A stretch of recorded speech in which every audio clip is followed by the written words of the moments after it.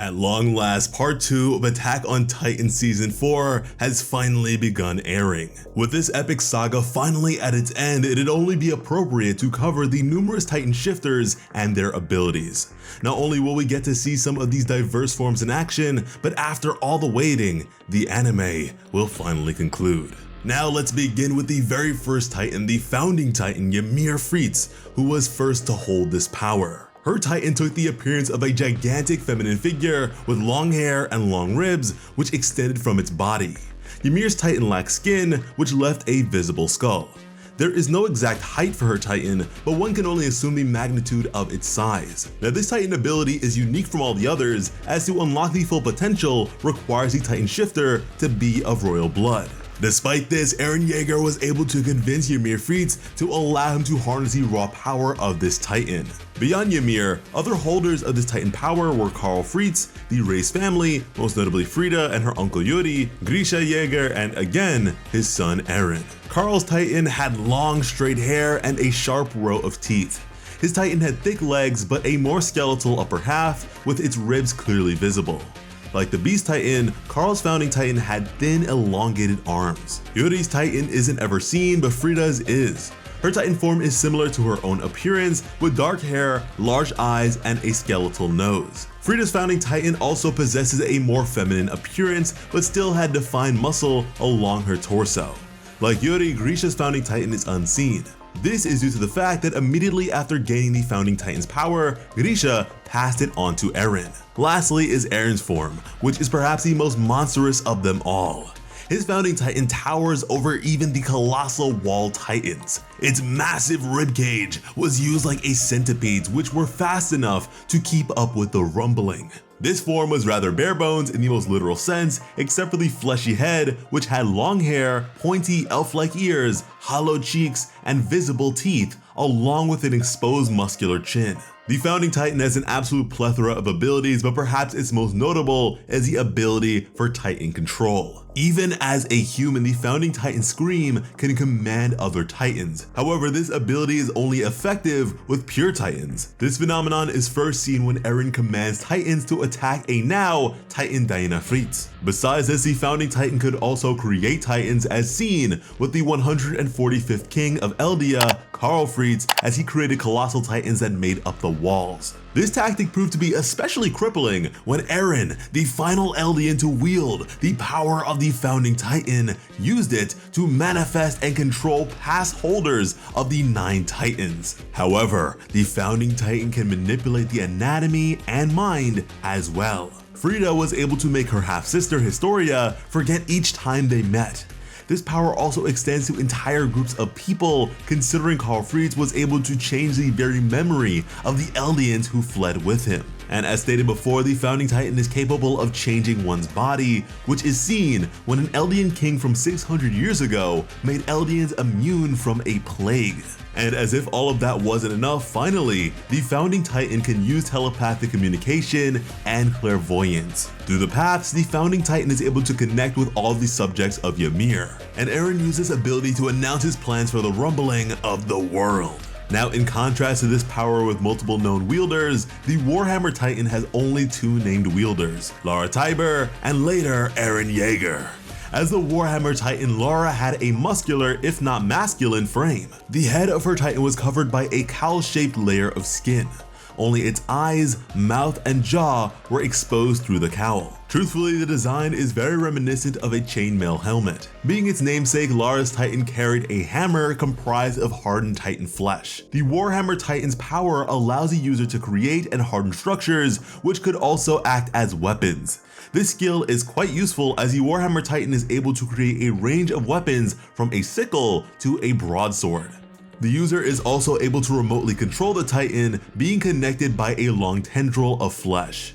Because the Titan shifter didn't need to be inside of the nape, this allowed for the Warhammer Titan to emerge from various locations. Now, after eating Lara, Eren gained the Warhammer Titan's powers, which allowed him to harden his body and create spikes. Now moving on to the Attack Titan, we have the past users being Eren Kruger, Grisha Yeager, and Eren Yeager. To begin, Eren Kruger's Titan had sunken in eye sockets and was very muscular, as well as having pronounced cheekbones. Meanwhile, Grisha's form was more bulky with a wide torso. Like Eren Kruger's Titan, Grisha's possessed sunken-in eyes, along with dark hair and elongated ears. Like the founding Titan of Karl Fritz, Grisha's Attack Titan shape resembled the Beast Titan. Finally, Eren's form was similar to Eren Kruger's. His Attack Titan was muscular with dark hair, and his eyes were also sunken into their sockets. His Titan lacked skin on its cheeks and lips, which caused its teeth to be exposed.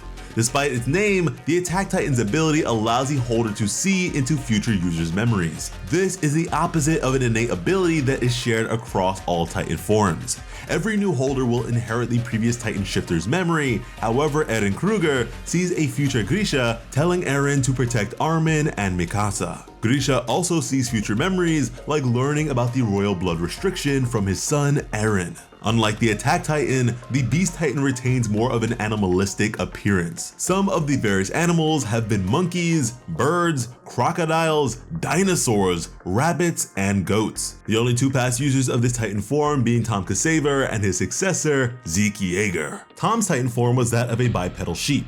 It is to be assumed that the different animal variations retain different attributes, such as Zeke Yeager's ape-like Titan possessing a strong throwing ability. Due to his royal lineage, Zeke also had other unique skills like hardening, Titan creation, and Titan control. However, Zeke could only create pure Titans from Eldians who had his spinal fluid in their system. Speaking of Zeke's spinal fluid, another of the 9 Titans is the Jaw Titan.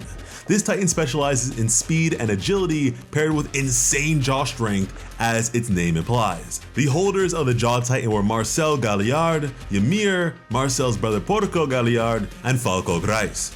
Every form had the common trait of a prominent set of teeth plus a small but agile form.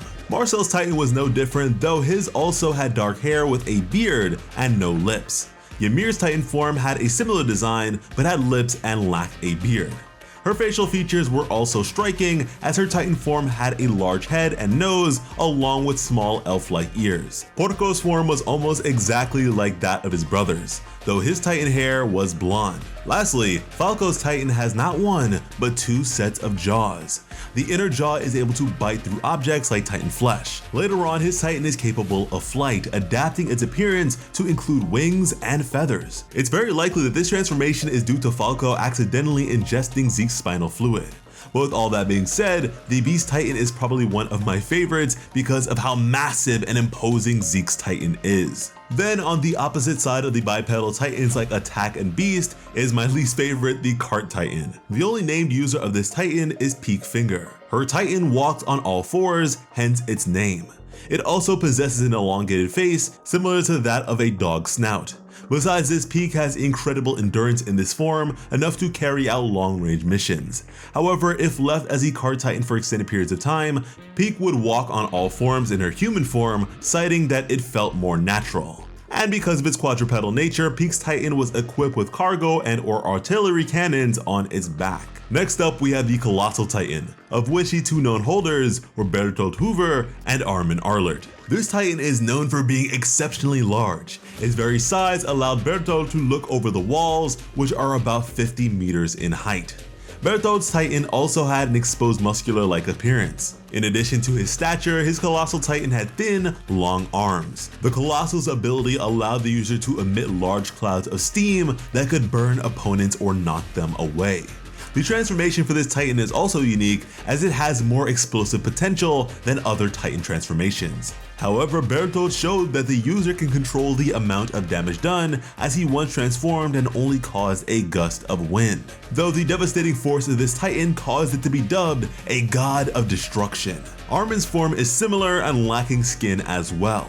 Unlike Bertolt's Titan, Armin's has lips and some muscle around it, though its most unique feature is its visible spine, which can be seen at its neck. Another one of the most distinguished looking Titans is the female Titan. The named holder for this Titan was Annie Leonhardt. Her Titan's appearance was feminine, but retained Annie's appearance for the most part. Like other Titans, Annie's had exposed muscle and was physically fit. Though the physiology of the female Titan may be different, considering Annie herself mentioned that it was easy to take on attributes of other Titans. This Titan could attract pure Titans by way of a scream, but could not control them. Annie's form was also known for high endurance and mobility. Finally, she could harden parts of her Titan, even being able to harden herself while human. Then lastly of the 9 Titans is the Armored Titan. Reiner Braun wielded this form, which was fitted with armored skin and the ability to harden.